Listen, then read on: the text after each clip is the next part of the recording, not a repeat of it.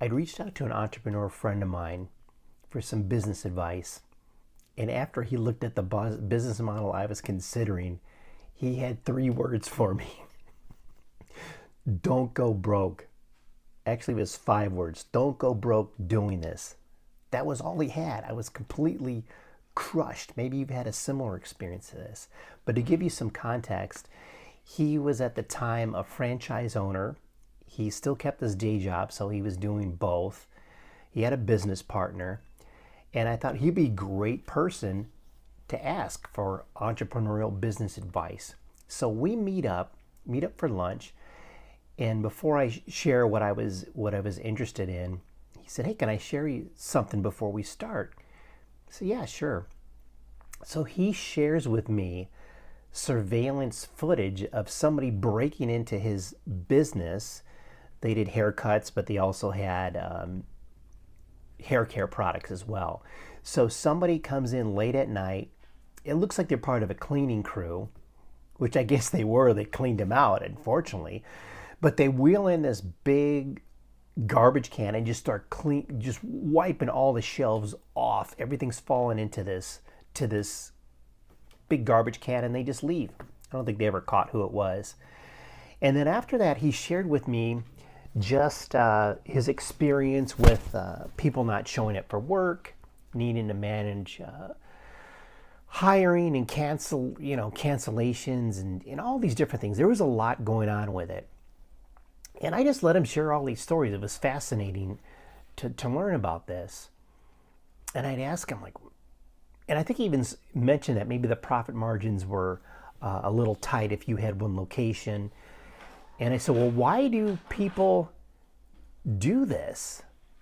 And he said, well, hopefully one day you could, become wealthy and be profitable.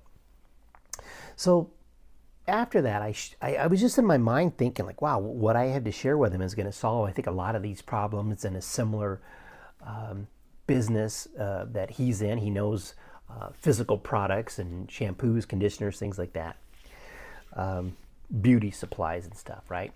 So I share him, I share him the whole business model. Now remember, I'm not really showing crazy over the top enthusiasm or excitement like a complete lunatic or anything, but I was excited about it. I looked at a lot of business models. It made a lot of sense to me. There was, to me, little downside, little risk. There was basically zero investment. And after I share the business model, I'm looking for some feedback, and I'm thinking there's going to be questions about how long has the business been in business?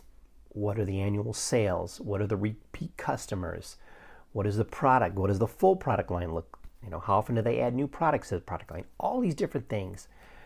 I just thought that I would have been answering questions that I possibly couldn't even answer, that I would have to go back and ask about or learn about.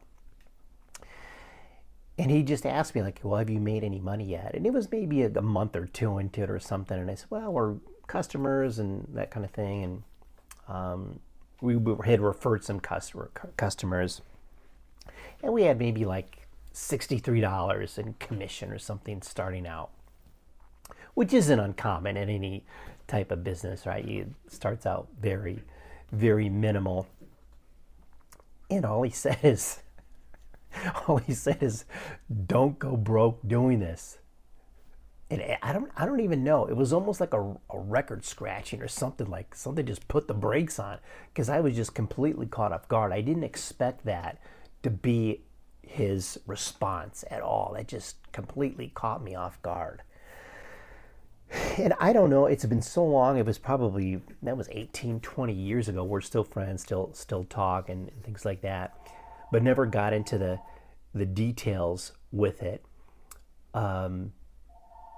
But when I reflect on that, and I've seen this over time, and a lot of business owners will tell you this, starting out in things, oftentimes friends, family, people that you know, most likely may not be your target audience. And not to get discouraged from that, because it seems like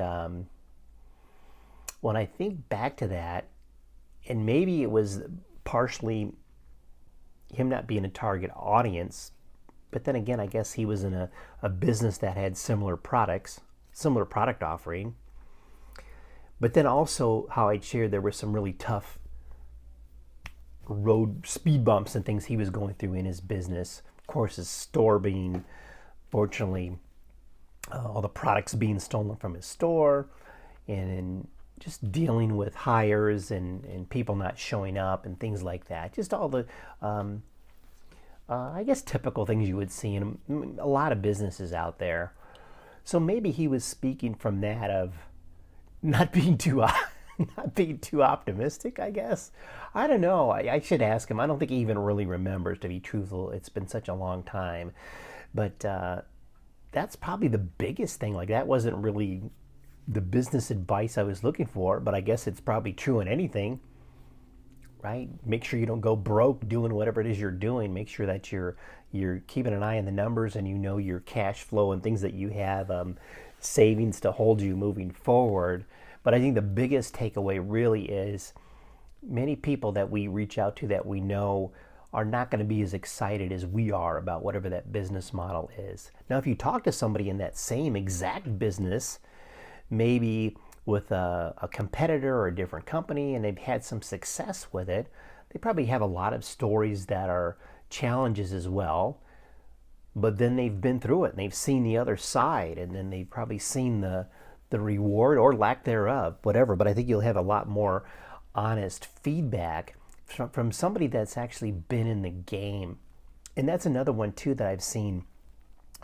If you're asking employees about an entrepreneurial business idea, and if it's serious, like you're going full into this, or you're going to commit a lot of time to this, if they have no interest in having their own business, the recommendations most likely aren't going to be overwhelmingly excited for you to go that route.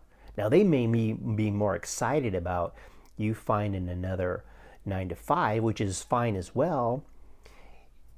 And that brings me to, I think a lot of people, they're excited about what they're doing and want you to be involved in what they're doing. So if it's an entrepreneur, they're probably going to encourage you to go that entrepreneurial route.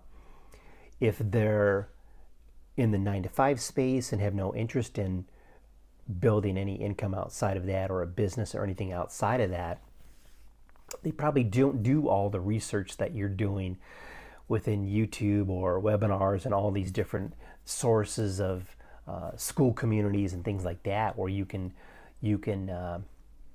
see different perspective on things. They don't have all that perspective that you do. So that's something to keep in mind with who you're approaching your ideas with and your business models. You've probably seen this as well. A lot of times it's better just to keep it to yourself, because then won't give anybody any reason to give you any negative encouragement or discouragement about getting something started. One lesson recently that I learned that made a lot of sense, as far as with YouTube, that natural inclination is to share your channel with everybody that you know, so that you could get some views, get some subscribers and some likes. But back to that main point, it's highly possible your friends and family aren't going to be your audience, right? So they may pop in a video here and there, but they're maybe not going to watch everything to their entirety. Maybe subscribe and not be that curious about what it is you're doing. So a lot of those things aren't going to be the positive factors that you're looking for in your business. So in that case, just let YouTube run its algorithm, find your right audience for you, grow it from there, and then in the future, you can share it out. But yeah, keep that in mind. Who your audience is may not be some of the people close to you. The other lesson there too is, I think I just had a big wide open question. What advice do you have? Those kind of questions. So maybe that's something where I could have been more prepared, or would have followed up with questions. Well, what do you think about this specifically within that business, to get more granular? But I think that advice of don't go broke doing this, that one I think nearly knocked me off my seat, and I just wasn't prepared for that. I didn't think things out as to if somebody were to come back with that type of feedback, what I would say.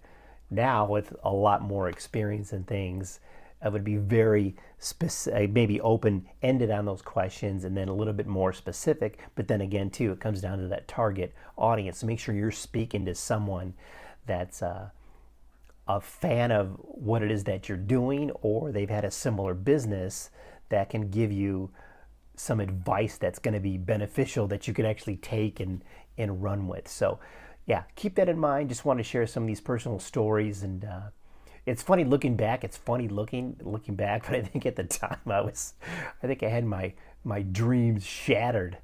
Anyway, be awesome. Thanks for watching the video, and we'll talk soon. Appreciate you.